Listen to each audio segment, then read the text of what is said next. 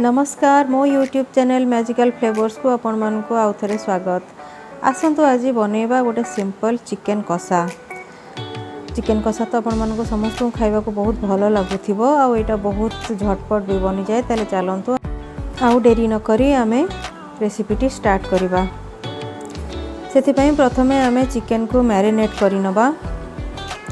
मु एठी गोटे जगह रे 750 ग्राम चिकेन नै जाइछि। गोटे चमच लूण, आधा चमच हलदी, गोटे चमच काश्मीरी रेड चिली पाउडर, 3 चमच अदा रसुण पेस्ट आ गोटे चमच सोरिष तेल को देई आमे याकू भल भाବରେ गोळेई 15 मिनिट रु आधा घंटा पर्यंत रेस्ट दबा।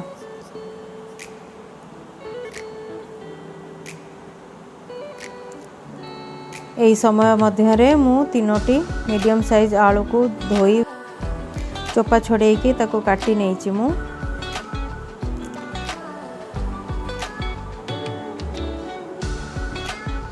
से आलू को एबे आमे गोटे कड़ाई रे तेल गरम करी भल भाବରେ भाजी नबा।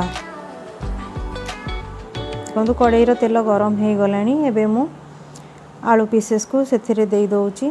मन रखिबे जदि आपण आलू भाजुचंती आलू जेमती तेल जेमती न छिटकिबो सेति पई आपण जदि तेल रे टिके लूण मिसई देबे ताहले आपणकर तेल आउ छिटकिबो नाही। गोटे साइड आलू भाजी हे गलानी। आमे ताको आउ पट आर पट साइड उल्टे की भल भाବରେ भाजी नबा। आलू गुडी को भाजी हे गलानी। एबे ताको आमे आउ गोटे प्लेट को काढी नबा।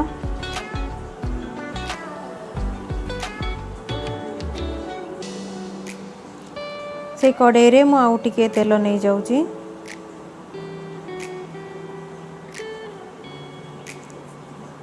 खंडे दालचीनी आउ 2टी गुजराती को मु एठी दे दोउची।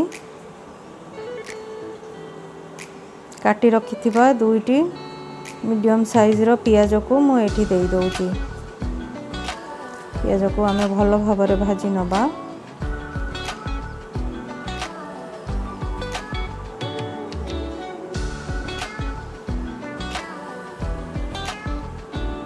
पियाज हमर एठी भल भाବରେ भाजी हे गलानी। एबे एथिरे मु मैरिनेटेड चिकेन को दे दोउची।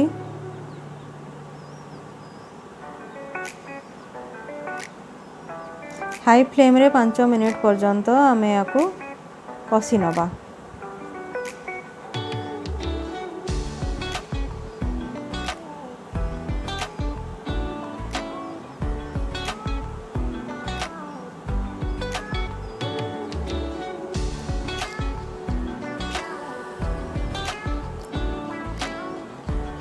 घोड़े की हाई फ्लेम रे 5 मिनिट पर्यंत कसी नौची। माको 5 मिनिट प्राय हे गलानी। काटी भाजी रखिथिबा आलू गुडी को भी एठी आमे देई दबा एवं ए सब को आमे मीडियम आंच रे एबे 10 मिनिट भलो भाବରେ कसीबा। मझिरे मझिरे घोड़े की आमे याको पानी टिके भी दबानी। याको आमे भलो भाବରେ मसाला कसी होबा जाए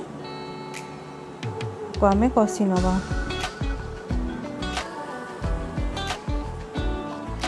गोटे चमच लूण मु मैरिनेशन रे देइथिली आउ गोटे चमच लूण एठी देई दोउची। आधा चमच जीरा गुंड और गोटे चमच धनिया गुंड को भी आमे एठी देई दबा। एबे देखंतु चिकेन कसी हो प्राय 7-8 मिनिट हे गलानी। चिकेन भी भल भाବରେ कसी हे गलानी। देखंतु चिकेन रो मसाला केमती एबे अलगा हे गलानी। एबे एथिरे मु 2 चमच दही को देई दोउची। टमाटो मु एठी यूज करिनी। टमाटो बदल रे मु एठी दही को यूज करिछि। भल भाବରେ याकू लो आंच रे आमे मिक्स करि नबा।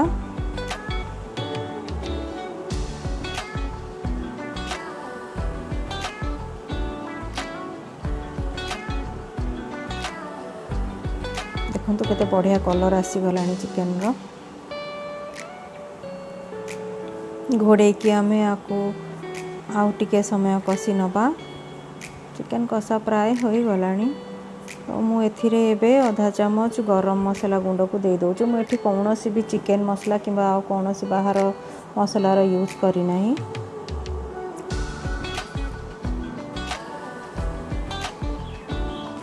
आउ गोटे मिनिट आकू आमे कसिला परे एथिरे मु आलू सिझिबा पई अल्प टिके पानी देदेवी ता पूर्वर मुझे अल्प टिके कसूरी मेथी को दे देइछि। कसूरी मेथी चिकेन कषा रे गोटे बहुत ही भल फ्लेवर दब आपको।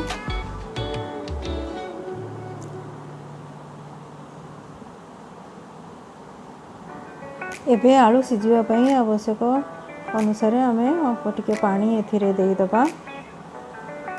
घोड़े की आलू सिझा पर्यंत आम या कुक करवा।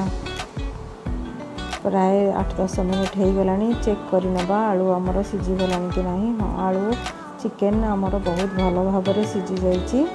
प्रस्तुत हो जाइए आमर आज रेसिपी चिकेन कषा। बहुत बढ़िया लगुच ना देखा खावा भी बहुत टेस्टी। आपड़ यहाँ निश्चय ट्राए करूँ। मत कमेंट माध्यम जनातु आपको केमती लगे। Thanks for watching.